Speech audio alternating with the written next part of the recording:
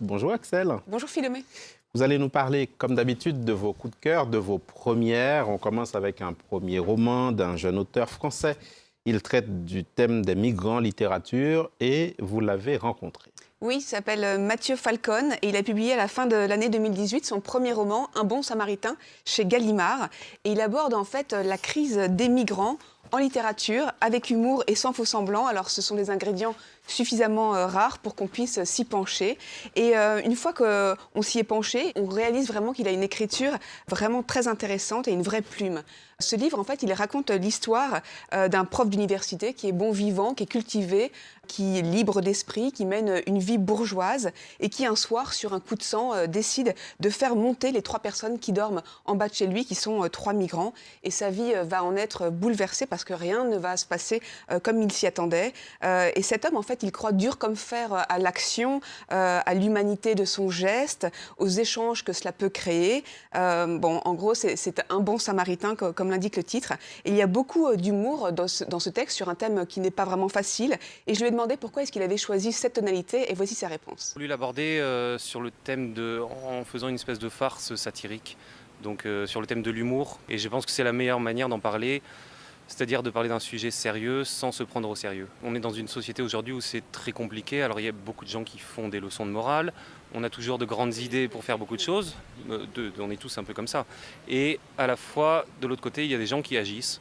Et donc, ils ne vont pas s'embarrasser de savoir si c'est bien, si c'est mal, est-ce qu'il faudrait le faire, est-ce qu'il ne faudrait pas le faire, mais qui font les choses. Et ça, c'est ce que j'admire chez certaines personnes. Et cette farce satirique dont il parle, c'est aussi le portrait d'un homme dans tous ses paradoxes et dans toute sa complexité. L'auteur dit de son personnage principal que c'est une espèce en voie de disparition, un homme qui a le malheur de penser à contre-courant de son époque. Quel est le style de cet auteur? Qu'est-ce que vous pouvez nous en dire? Mathieu Falcon, en fait, il dit qu'il voulait parler du thème des migrants hors de toute morale, hors de toute posture philosophique, hors de tout discours idéologique. Et pour parvenir à ses fins, il a vraiment une écriture qui est brillante, qui est érudite, mais sans écraser quand même le lecteur, à milieu du politiquement correct. Et vraiment, il ne manque pas d'audace, avec cette manière vraiment bien à lui de parler du désenchantement de nos sociétés sans faux-semblant. Et il y a une autre très grande qualité, c'est vraiment une façon de synthétiser brillamment notre monde contemporain avec ses paradoxes, avec ses bassets, ses hypocrisies, sa bonne conscience et puis sa culpabilité collective. Un bon samaritain, signé Mathieu Falcon, publié chez Gallimard. Premier coup de cœur. Deuxième coup de cœur, Axel, musique, premier album, celui d'un tout jeune musicien qu'on avait déjà repéré ici. Il s'appelle Tamino. Après un premier EP, il vient de sortir son premier album. Exactement, un petit prince qui monte, ce jeune Tamino qui a un tout petit peu plus de 20 ans, qui est un Belge d'origine égyptienne. Et effectivement, Philomé, on avait bien aimé son premier EP qui s'appelait Habibi et qui comprenait 4 titres dont on avait parlé ensemble ici. Et dans Amir, son premier album, il reprend ces 4 titres-là et il en rajoute 8 qui sont tout aussi mélancoliques et à fleur de peau. C'est un mélange de pop éthéré, de profondeur, de douceur, avec des influences orientales. Et toutes ces chansons, en fait, racontent les premières fois dans sa vie.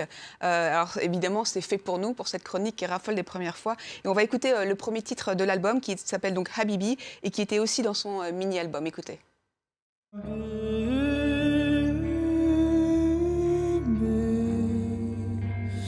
Light is burning as I am burning.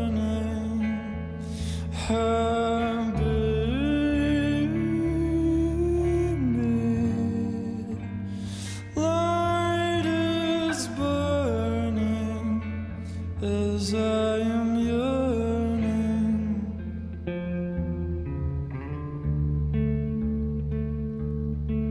Something died within a soul. Left the Un extrait de Habibi, du très jeune Tamino. Quelles sont ses influences, Axel? Alors, on l'entend, il y a quand même un petit peu de Jeff Buckley dans cette voix pour la douceur et puis pour le rythme. Et surtout quand il joue avec les octaves comme ça, avec beaucoup de facilité. Tamino, en fait, comme le prince dans la flûte enchantée de Mozart, qui est un musicien-magicien, symbolisé par le feu. Et à part son nom d'artiste, il a vraiment un héritage artistique aussi très fort.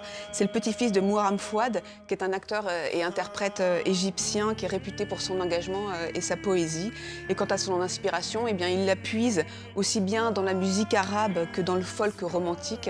Alors on peut dire finalement en bref qu'il mélange sans complexe Kalsoum et Léonard Cohen avec une petite touche du poète Khalil Gibran.